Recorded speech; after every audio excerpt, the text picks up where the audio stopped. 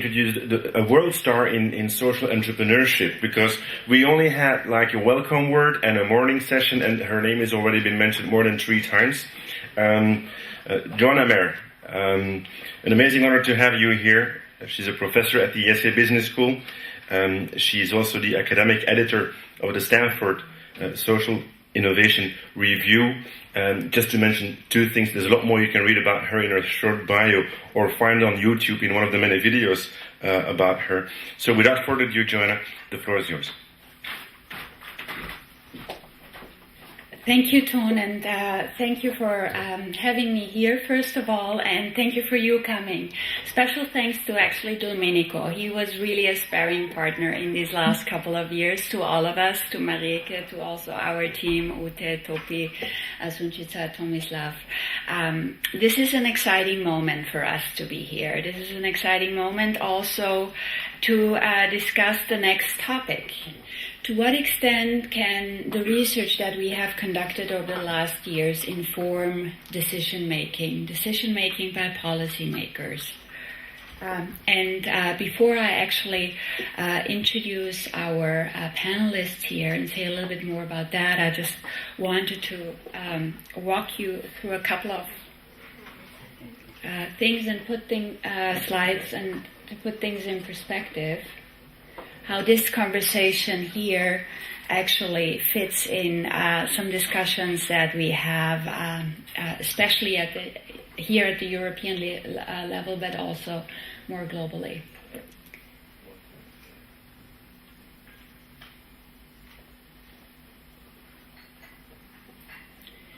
So it is an exciting moment for a social innovation. It somehow also, one gets the feeling that we have finally arrived. Yes, we are still discussing definitions, but I think people get it now. Why should we care about social innovation? Well, increasingly people realize that social innovation is a good marker. It's a health check for society. Because it's really capturing activity. It's not only capturing the amount of NGOs that we have in civil society, for example, but it's really capturing what's going on, the processes that are necessary in order to push social change. Why is it important for mature democracies? Because it's an indicator for how good are we in rejuvenating. For democracies in the making, it's an indicator for stabilizing, anchoring. And it's these 2 sets of democracies, of countries, that are also represented in our sample, in the survey sample. Why is it relevant now? It seems that there is something, and to use a buzzword here that is currently used, there seems now a moment where we have a so-called ecosystem in sight. There's public awareness for social entrepreneurs, social innovators. We have NEST, we have Ashoka, and we have other support organizations.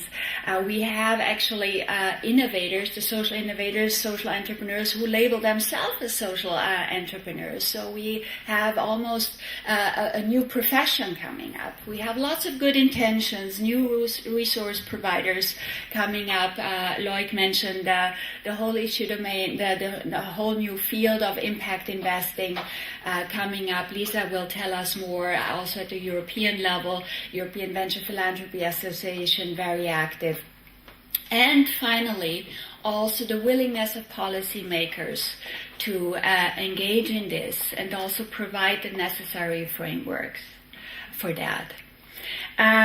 This is also just a little bit walking through some of the highlights. Most of it's a summary of what you have in your data, but just to give you a snapshot of why we think our data, our survey data, our research matters.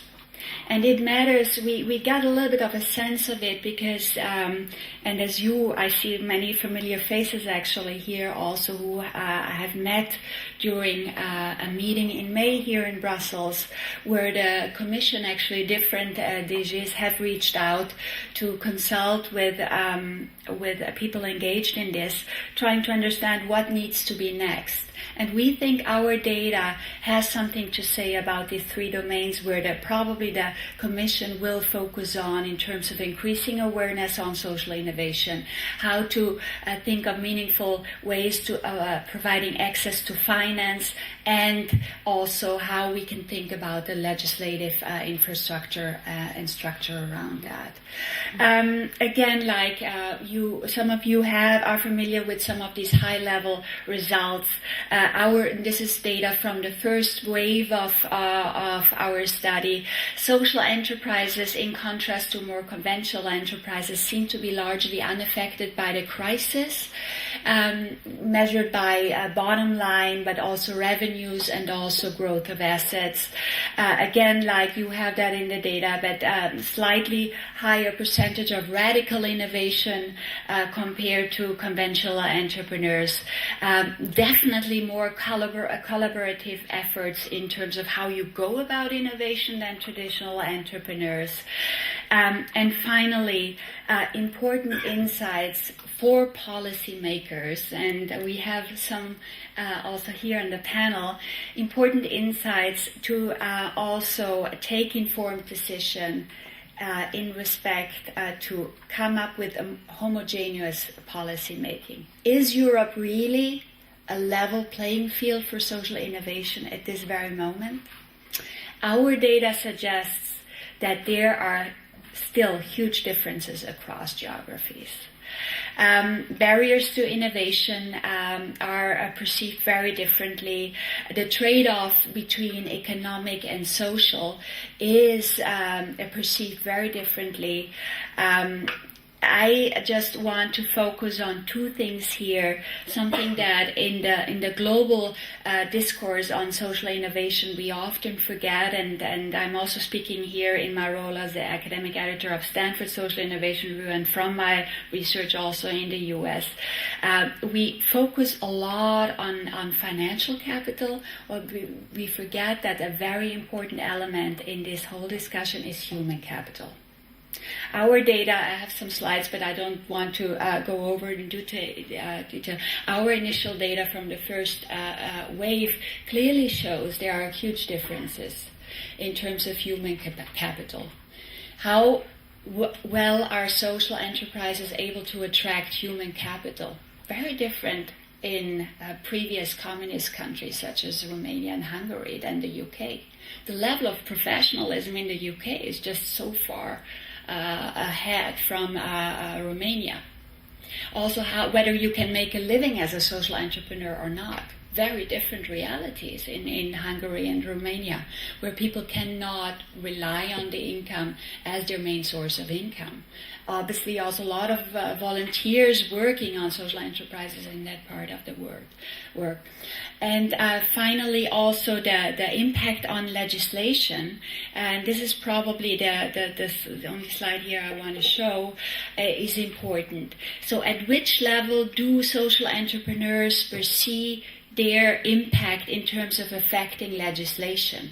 Also very huge differences across the different geographies. You see here in the different colors here, differences between do I impact national legislation, do I impact local legislation? Just take, for example, Romania, where social innovators perceive themselves to impact national legislation, compared to Spain, where we do have quite also a large number of regional effects, like social innovators affecting regional policies. But again, this is just some highlights here. I don't want to take the time from actually our panelist. Tomislav Rimak will get us started with digging a little bit into the data. And we will actually have, and I'm particularly proud of that, Mauricio Faenza from Clariana Foundation, who was part of our study in Spain. And last but not least, and this is a great pleasure also for us from the SELUSI team. We have 2 representatives from the European Commission. Why is that important? Because we really want to use also these today and tomorrow to guide us a little bit in this next important phase where we're trying to make sense of the data and ask the really important questions that we hopefully will also get great insights from you. Lisbeth the Letters, who will focus more on regional policies. Agnes Hubert, who was really the key person behind also a first document for President Barroso. We look forward to your views. With that, Tomislav.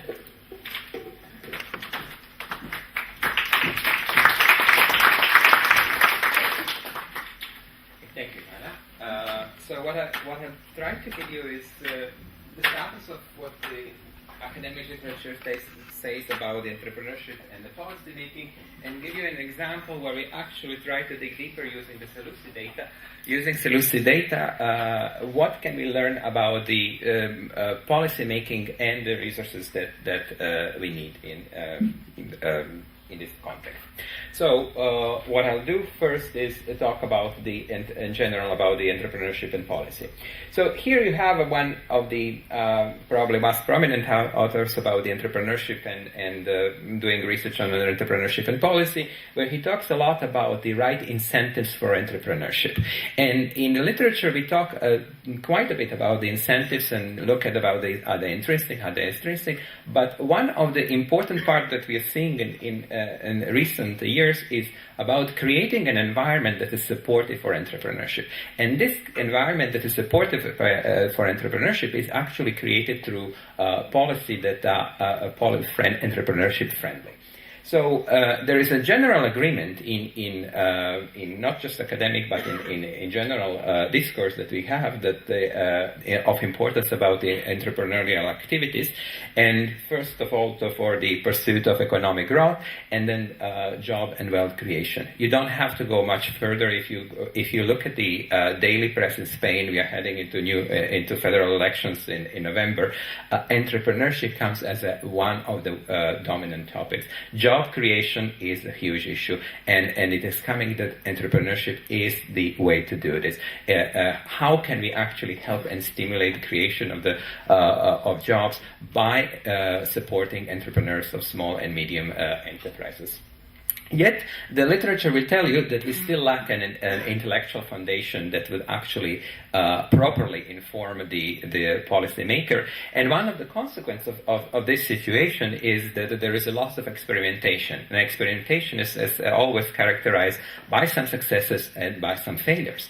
And these failures, for instance, that lately we've seen a number of ideas that the clusters are the big solutions and that should be working as a magic bullet everywhere, and we know that it's not the case in every situation. Also, we know that the government extensively supports entrepreneurship in some countries, for instance, in German context, where more than 50% of the small and medium enterprises do receive subvention from the government.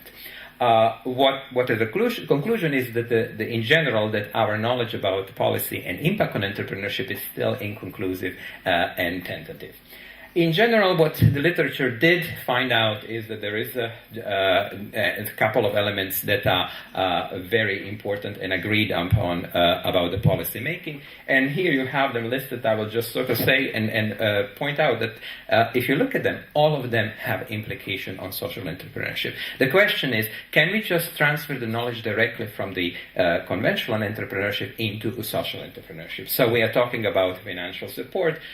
We know that at the moment even the regular for-profit enterprises have a problem in access to the capital. What can we do actually to help social enterprises? We have new developments that social venture philanthropy.